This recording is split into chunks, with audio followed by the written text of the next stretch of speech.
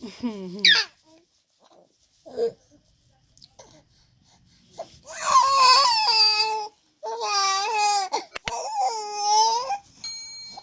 who we have here. Will you do video with me?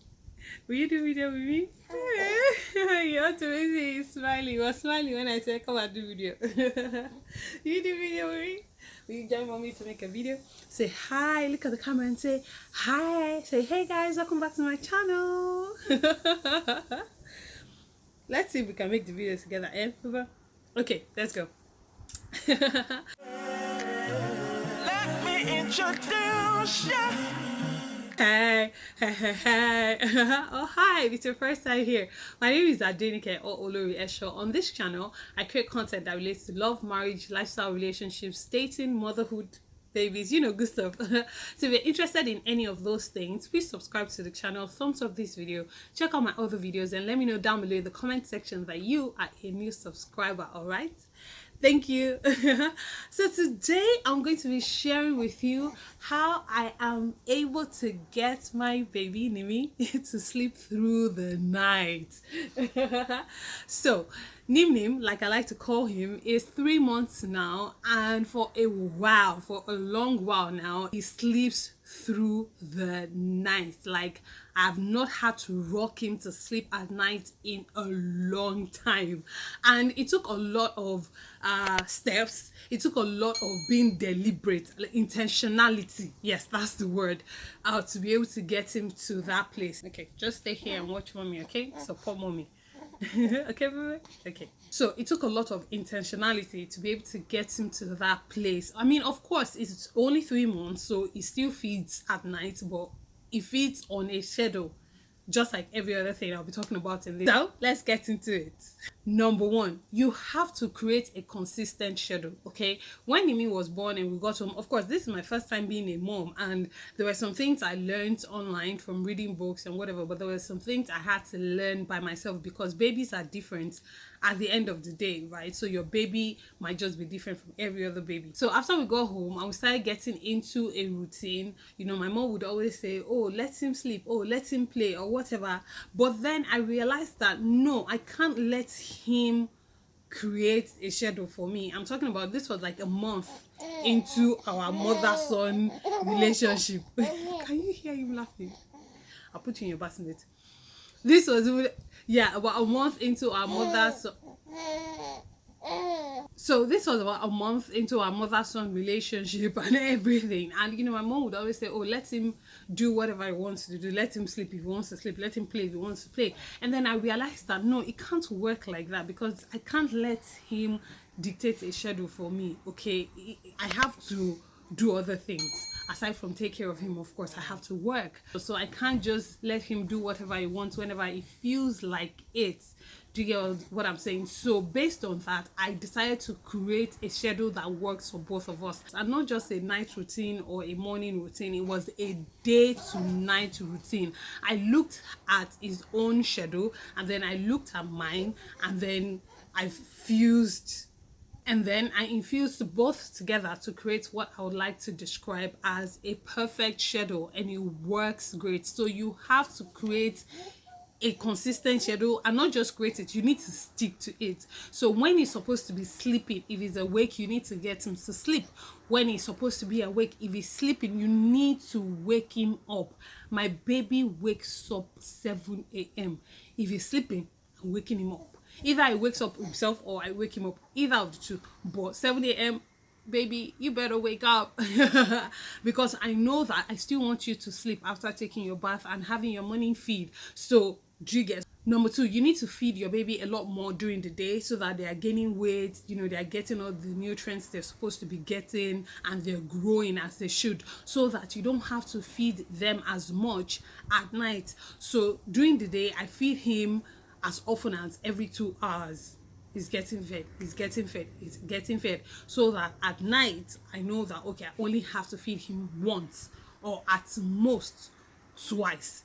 Okay, and that's because I know I need to feed him, not because he wakes up crying that he wants to be fed.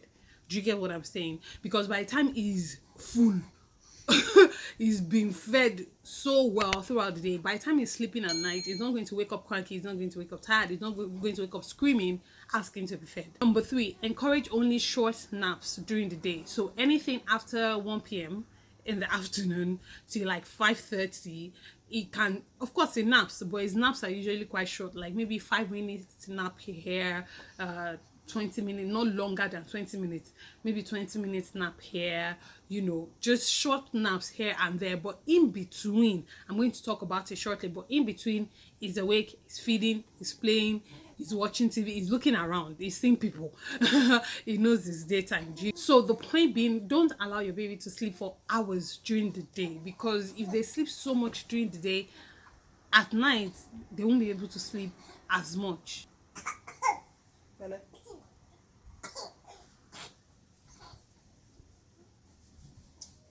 And that is going to lead me into number 4, which is playtime and tummy time. So during the day, you also need to play with your baby. You need to play with them. You saw me playing with him just now. Get him to play, get him to laugh, do tummy time so he can exercise turning his neck back and forth, introduce toys depending on how old your baby is. Just play with your baby during the day, because it also helps them to exert some energy, so it wears them out.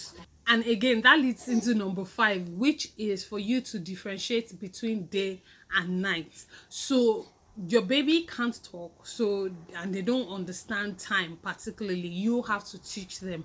And how do you teach them? I teach Mimi day from night by playing with him during the day. There's TV during the day, there's playing with his nieces, there's playing with grandma and grandpa, there's feeding, there's activities. Is engaged in activities, so to say. He's being carried up and down, he's being carried up and down everywhere, he's being talked to. Do you get? So there are activities that involve him during the day. And of course, the windows are open, everywhere is bright, just like now, the light is on and all of that. So he knows that, okay, this is daytime. Once it's nighttime and I'm bringing him to bed, I make sure, I turn out the lights in the room, everywhere is looking dim and quiet, no noises. I tell my nieces, no, say your good night before I come in, because once he enters the room, no more playing, it's time for bed. So you need to be actually like strict. Even my mom would say, oh, bring him, let me say good night. I'll say no, playtime is over, you greet him tomorrow, by God's grace. So you need to be deliberate in helping your baby to understand that, okay, when I'm playing, I'm supposed to be awake, but when there are no people around and everywhere is dark, I'm supposed to be sleeping. Number 6, depending on what works for you and what your schedule is. For me, it is no naps after 5:30 p.m. 5:30 to 6 p.m. Sometimes I allow him to nap between 5:30 to 6 if he wants to, but no naps after 6 p.m. and you have to be strict with that depending on your schedule. I did 5:30 because his nighttime or bedtime routine starts at 8 p.m. so I know that I want him to be awake. I don't want him to catch any little sleep here and there, such that at 8:30 p.m. his eyes are still like shining like full light. You get what I'm saying? So that's what works for me. But set a time in the evening and know that based on your schedule, I know that, okay, whatever happens, no naps for my baby after this time. Likewise, number 7 is no feeding after 5:30 p.m. Again, this is based on my own personal schedule and what works for us right now. And I decided to do that because when you're full, you're more likely to fall asleep. So if you feed at 5:30, at 7 p.m. again, say, oh, let me give him small, that will make your baby to feel sleepy. They'll feel full, and so when it's eventually time for them to sleep, either they are still awake or they are hungry again. So again, find the time that works for you and your baby and just set it as the time that, oh, until he goes to bed, I'm not going to feed him at this time. Number 8 is very, very important, and it is for you to keep your baby awake after your set evening time at all costs. You need to keep them awake. The ways I keep Mimi awake is, 1, by playing with him. Like, I really play with him. When you're playing with your baby, they are excited, they're laughing, they're kicking, they're exerting energy. At the same time, they are wide awake. Do you get? So at the same time, they're wide awake, so That is good. Number two, they can watch TV. Number three, you can play music. Another thing I also do is to keep Nimi lying, not sitting, not lying on his stomach, but lying on his back, because he finds it, personally finds it a bit difficult to fall asleep when he's on his back. So when he's on his back, he's looking around and everything, he's awake. But if you mistakenly place him on his stomach like this, fiam, he has slept. So those are the things that I do to keep Mimi awake. But again, you look at your baby, look at what works for you, look at what works for your baby, and just practice that with them. Number nine, and I don't know if I'm the only one who does this, but it is important for me to give him his bath before his last feed for the day. And that is because, you know, naturally when you take your bath, you're more relaxed, you know, and you're more likely to fall asleep easily. But you know, if you feed your baby then decide to give them their bath, that bath might wake them up. Do you get? So I personally, once it's time for his bedtime and all of that, he takes his bath, I get him ready, everything, and then I feed him. And it's not 100%, but 95% of the time he falls asleep immediately after feeding. He just falls asleep. I don't have to rock him or anything. He just falls asleep by himself. And once he falls asleep like that, it's through the night, you know, and I'm able, like, he falls asleep and then I'm able to still go do other things I want to do, edit videos, get some emails done, you know, I tell her to, you know, just do stuff before I also go to bed. And then I wake up to feed him, you know, mostly once, sometimes twice. Another tip, sometimes I dream feed him, and I don't know if you guys know what dream feeding is, but dream feeding is that situation where your baby is sleeping and you just feed them. I'm nursing, I'm breastfeeding, so typically I just place him, he latches on, feeds, and continues to sleep. Like, he sleeps all through whilst he's feeding. Do you get? And then he continues to sleep and I put him down and I go back to sleep myself. So that way their sleep is not interrupted, you know, and they don't wake up bright eyes and everything, and they still get fed, and you also are able to get some more sleep. Oh yes, another tip, don't rock your babies to sleep, you know.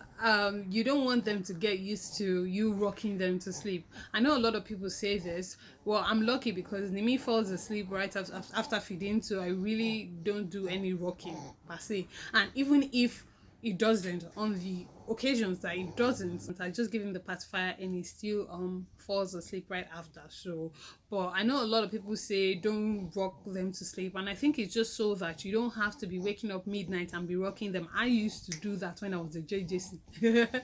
I kind of see I'm a JJC anyway. When I was still like a very new mom, like the first month and all of that, before I started giving him pacifiers. Why are you laughing? Why are you laughing? Why are you laughing? I just had to put him down. He wasn't taking it anymore. It was his time to feed and he didn't want to hear anything. So I had to quickly feed him and he has fallen asleep. So yeah, so I don't rock him to sleep. Typically he falls asleep right after feeding, unless it's like, right now it should be early, it's like past 12. So but when it's like 2 and 3 and 4 and he feeds during those periods, he doesn't fall asleep immediately after. And even if he does, it's usually very short, like 5-10 minutes. But I think this one might be for like an hour thereabouts. But yeah, those are the tips that I have learned and that I practiced and that work. Okay, they work, they do. That's why I can guarantee is that if you put it into practice consistently, you'll see the results. But like I said, I'm a first-time mom as well, and I don't know everything. So if there are moms out there that have other tips, please go ahead and share them down below in the comment section. Or if you are a first-time mom as well and there are things that are working for you right now, please let us know down below in the comment section as well. Thank you guys so much for watching this video. Please subscribe to the channel if you aren't. Thumbs up this video, drop a comment, don't just go away, make sure to always drop a comment. Okay, thank you guys so much. I'll see you again very, very soon. I pray God blesses you, your home, your marriages, your relationships. Most importantly, I pray God blesses you. Remain in God and God bless you. Mwah. Bye. Let me show you guys. See, he's asleep and out. Bye guys.